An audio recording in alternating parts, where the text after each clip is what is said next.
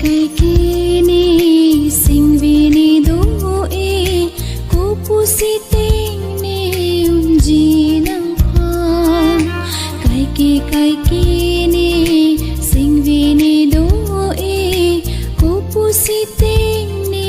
unji nang phan chuli chi jualam chuli che thanalam chuli chi jualam chuli che thanalam pusiting ni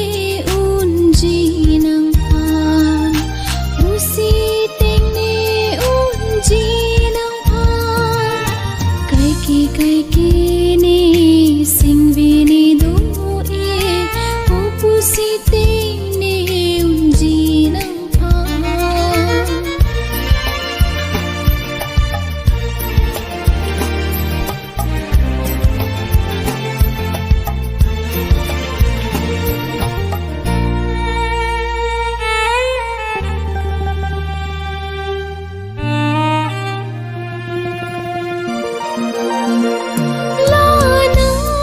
Jong si do verni lo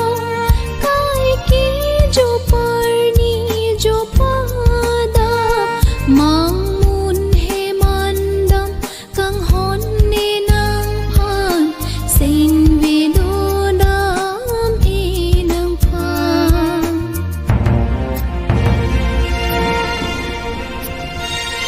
la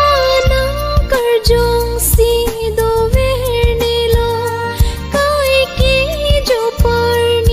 jo pada mang mun he mandam kang hon ni nang phan sing vi do dam e nang phan kai ki ni sing vi ni do e ko pusiting ni unji nang phan